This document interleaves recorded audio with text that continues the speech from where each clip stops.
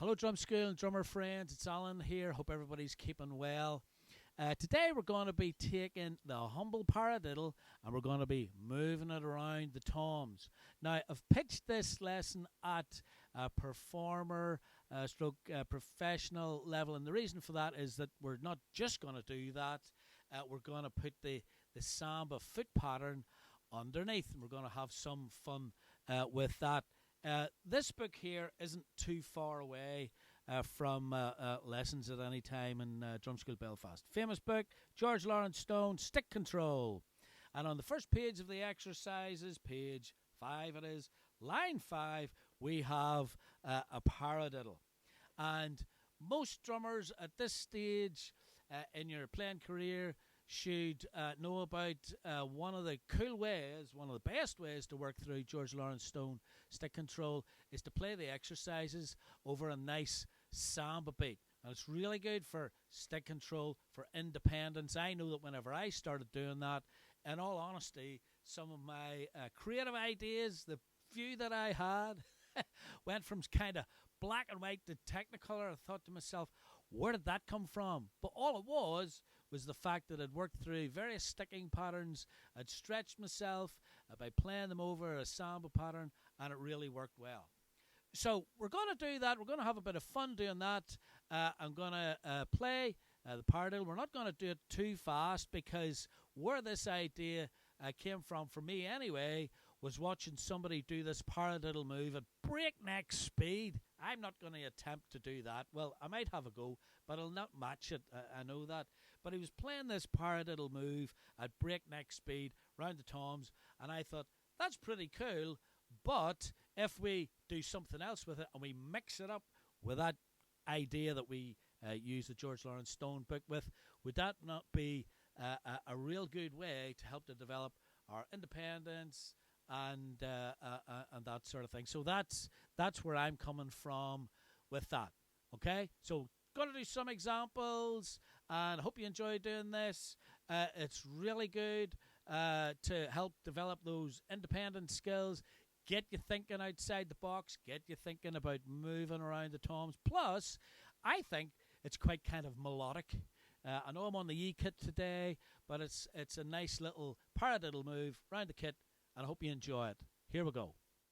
So we're going to take our paradiddle. Paradiddle, paradiddle, paradiddle.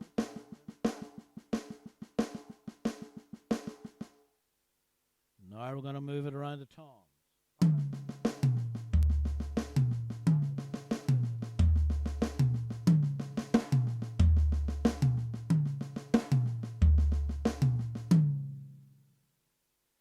Now we're going to add in our samba foot pattern. Might be easier just to start playing the paradiddle on the snare drum and then the samba foot pattern, and then gradually work that in.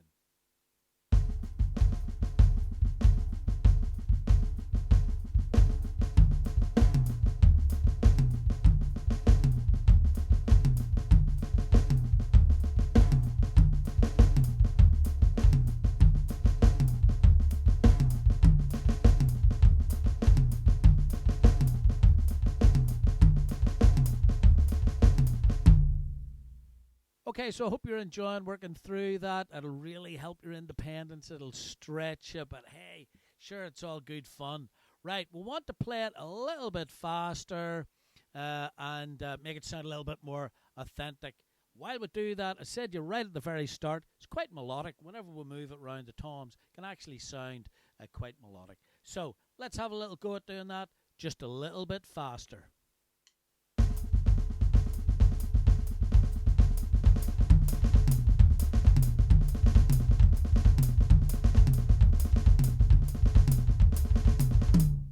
And I did say that I got the idea of the paradiddle move from watching somebody play that same pattern at a blistering speed around the toms. Can't remember who it was.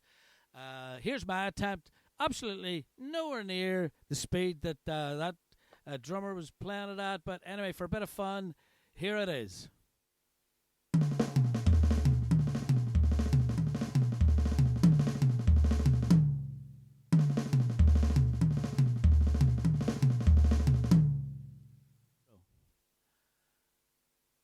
Okay, drum school and drummer friends, hope you enjoyed working through that lesson.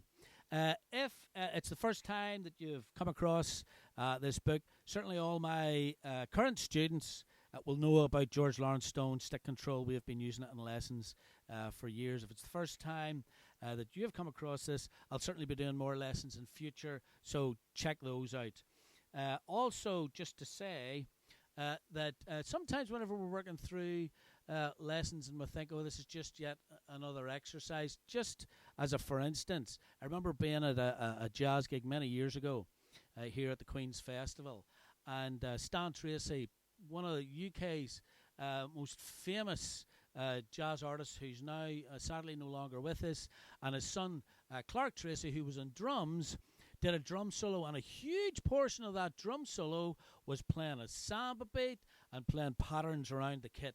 And it was lovely. It was really lovely solo. So maybe something like this, maybe he did incorporate that. I can't remember that in detail that much. I just remember it was a great solo, and he did a lot of it over a samba beat. So there's mileage in working on these things, not only from the exercise point of view, but also from the performance point of view as well. So, as I say, hope you enjoyed that. If you're watching on YouTube, please remember to give me a thumbs up. Subscribe to my channel on YouTube. There's short lessons, occasional lessons that I call a break time at drum school. And on my Buy Me a Coffee page, there's more in-depth and longer tutorial lessons. So, thanks very much for checking by, and we'll look forward to seeing you the next time. Bye.